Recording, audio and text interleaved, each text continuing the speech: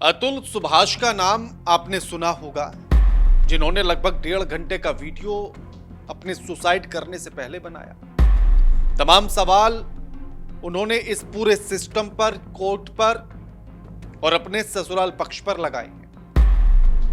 लेकिन उस पूरी कहानी के पीछे आखिर क्या है, उस पूरी कहानी के पीछे का सच क्या है, वो जानना जरूरी है। नमस्कार, मैं आपके साथ के राणा, इंडिया 27 देख रहे हैं। एक आदमी मौत के आगोश में चला गया ये कहते हुए कि ये सिस्टम, ये कानून, ये अदालतें उसके काम नहीं। जो कानून महिलाओं को मजबूत करने के लिए, उनके अधिकारों के लिए, उनके हक के लिए बनाए गए थे, अब उसी को लेकर यह सवाल तमाम बार उठ चुका है कि उन कानून का दुरुपयोग हो रहा है। यानी कि कहीं ऐसा तो नहीं कि हमने सशक्त करने के चक्कर में, सशक्त करते करते करते करते इतना सशक्त कर दिया कि अब वो शोषण पर उतारू हो गए। और ऐसे में क्या सिर्फ पुरुष ही इसके शिकार हो रहे हैं, या साथ में इसका असर उन पर भी पड़ेगा जो सच में प्रताड़ित हैं, जो सच में इन तमाम परेशानियों से गुजर रही हैं और जिनकी रक्षा और जिनके हितों की रक्षा के लिए कानून बनाया गया था, क्या उनके लिए उतना बेहतर काम यह कानून कर पा रहा है या नहीं कर पा रहा है? क्योंकि जो मामले एक के बाद एक सामने आ रहे हैं, सिर्फ अतुल सुभाष ना तो कोई पहला मामला है और उम्मीद स्थिति को देखते हुए ऐसी है कि आखिरी भी नहीं होने वाला। क्योंकि जैसे ही अतुल सुभाष का मामला सामने आया, उसके बाद एक तमाम मामले सामने आ गए, जहां लोग यही बता रहे हैं कि उनका भाई भी इसी तरह से सुसाइड उसने किया, परेशान होकर। ऐसे भी 2-3 मामले अभी भी आपको सोशल मीडिया पर तैरते हुए जो है मिल जाएंगे। अब ऐसे में सवाल यह है कि जो 498A धारा आईपीसी के तहत बनाई गई थी, उसमें था कि महिलाओं की सुरक्षा के लिए कि उनके साथ किसी भी तरह की क्रूरता ना की जाए, ना मानसिक ना शारीरिक। लेकिन जब ये धारा बीएनएस के तहत बनाई गई तो इसका नंबर जरूर बदला, लेकिन अंदर का प्रारूप नहीं बदला। तब ये 498 से हटकर 85 हो गई। लेकिन सवाल यह है कि जो एनसीआरबी का आंकड़ा बताता है, वो ये कहता है कि केवल 18% केस ही ऐसे हैं जो अपने अंजाम तक पहुंचे, जिनमें दोष सिद्धि हुई है, वरना या तो मामले जो है अंदर खाने ही सेटल कर लिए गए या फिर फर्जी निकले। जिला कोर्ट से लेकर सुप्रीम कोर्ट तक इस बात को लेकर ये चिंता जताई जा चुकी है कि ये कानून जो महिलाओं के हित के लिए बनाए गए थे, इसका दुरुपयोग होने लगा। और सोशल मीडिया पर तमाम ऐसे मामले आपको देखने के लिए मिल जाएंगे, जहां अभी हाल ही में एक सोशल मीडिया पर ही मामला चल रहा है कि पत्नी ने पति से तलाक लिया और उसके बाद 6.25 लाख रुपए के आसपास पर मंथ उसको मेंटेनेंस के तौर पर दिया जा रहा है। दूसरे में बताया जा रहा है कि केवल 7 दिन पत्नी साथ रही, अलग हुई तो 40 लाख रुपए लेकर अलग हुई। और ऐसे मामलों की तादाद बहुत ज्यादा है, 1, 2 या 3 ऐसे नहीं हैं, कई हजार मामले हैं, लाख में ऐसी संख्या हो सकती है। लेकिन जो बात अतुल सुभाष ने कही, उस पर ध्यान देने की जरूरत है। जो अपने वीडियो में वो कहते हैं, वो अपने वीडियो में कहते हैं कि वो जो टैक्स दे रहे हैं उसी से ये सिस्टम चल रहा है, पुलिस वालों को सैलरी जाती है, कोर्ट चलती है, उसकी पत्नी को भी पैसा जा रहा है मेंटेनेंस के तौर पर, और वही लोग उसके खिलाफ हो रहे हैं और वो सब लोग जो है मजबूत हो रहे हैं, बलवान हो रहे हैं। उसकी पत्नी उसी पैसे को कोर्ट और पुलिस पर खर्च करती है और उसी के खिलाफ केस लड़ती है। तो वो ये कह रहे हैं कि इसका मतलब मेरा पैसा ही मेरा दुश्मन बन रहा है, तो मैं ये सप्लाई ही खत्म कर देता हूं, और ये कहते हुए वो अपनी जान दे देते हैं। लेकिन सवाल इसके बाद तमाम खड़े होते हैं। फिर एक वो अपनी चैट भी दिखाते हैं, बताते हैं, जिसमें जो फैमिली जिला जज हैं रीता कौशिक, उनसे बातचीत की वो जिक्र करते हैं और कहते हैं कि जब उन्होंने ये बताया कि किस तरह से वो परेशान है, तो जज साहिबा ने ये कहा अपने ही कैबिन में बैठकर कि आप सेटलमेंट कर लीजिए।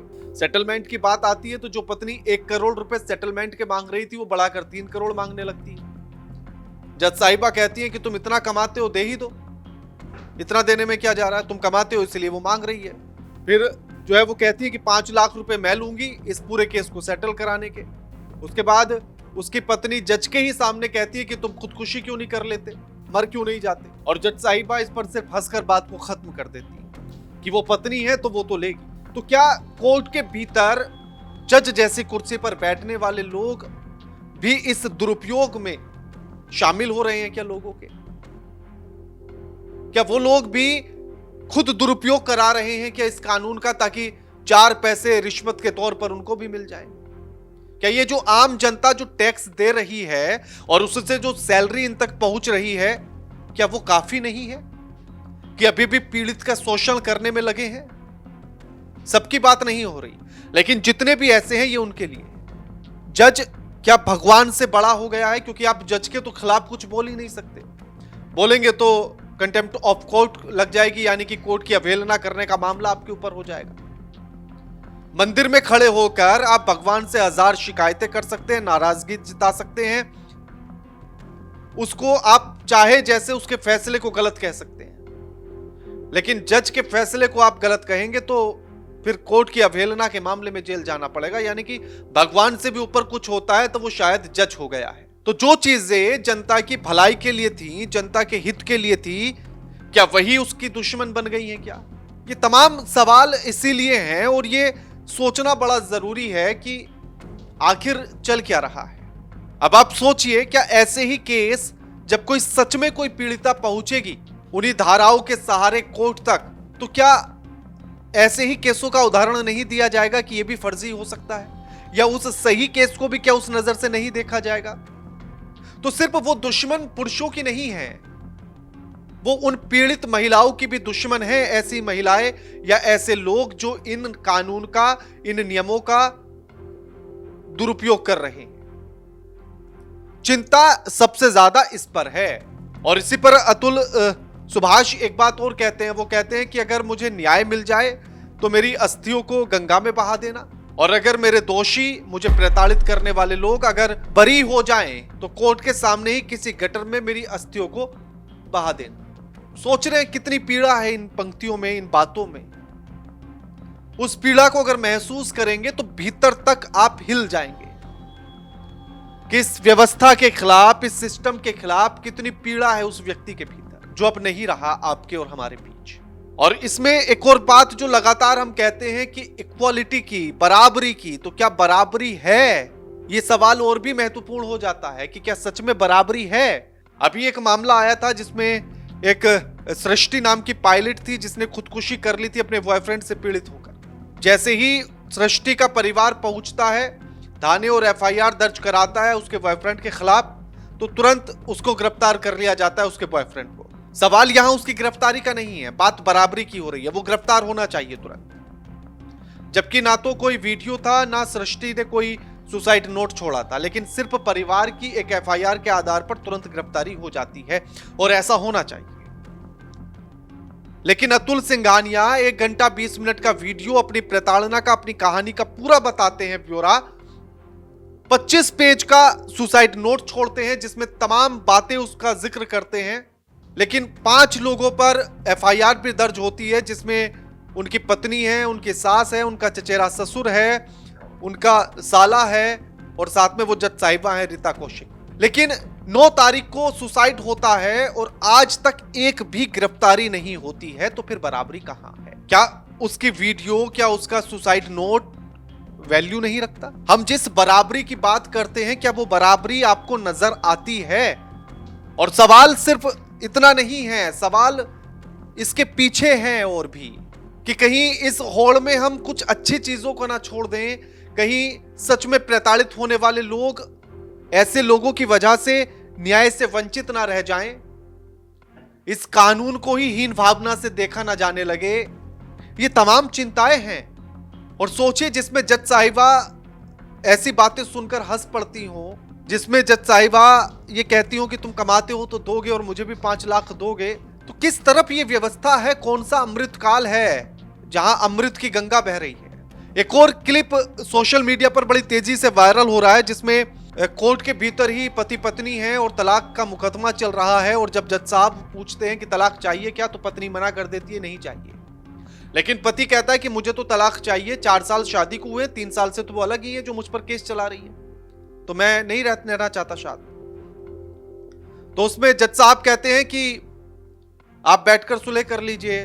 जज साहब कहते हैं कि वो कहता है कि मुझे धमकियां मिल रही थी, मैंने नौकरी छोड़ दी। तो वो कहते हैं नौकरी करो या मत करो, लेकिन मेंटेनेंस के तौर पर पैसा आपको देना पड़ेगा। हाँ, उसमें आप मोल भाव कर सकते हैं कि आपको कितना देना पड़ेगा, 10,000, 5,000, 7,000, 20,000, वो आप बैठकर मोल भाव कर सकते हैं। लेकिन आप पति हैं तो आपको देना पड़ेगा। तो क्या पति हैं तो क्या कोई गुनाह है, कर लिया?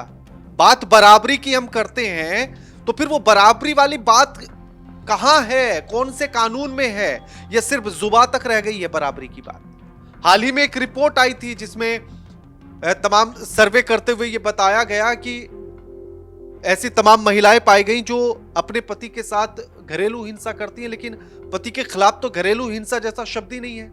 ये आंकड़े बताते हैं। और शहर के मुकाबले ग्रामीण में 3.7 महिलाएं हैं जो पति के प्रति हिंसा करती हैं।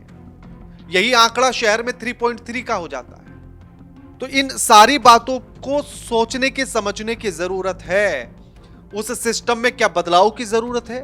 क्या कानून में बदलाव की जरूरत है? ऐसे लोगों का इलाज क्या हो सकता है जो इन कानूनों का दुरुपयोग कर रहे हैं? जो कानून उनकी ताकत थे, वो उसी कानून को गलत चीजों के लिए उसका दुरुपयोग करते हुए उसे हथियार बना रहे हैं। ये चिंता का सवाल है। और आप क्या सोचते हैं इस कानून को लेकर, ऐसे मामलों को लेकर? हमें कमेंट करके जरूर बताइए। इस व्यवस्था को लेकर हमें जरूर कमेंट करके बताइएगा। वीडियो को लाइक कीजिएगा, शेयर कीजिएगा और चैनल को सब्सक्राइब करना मत भूलिएगा। नमस्कार।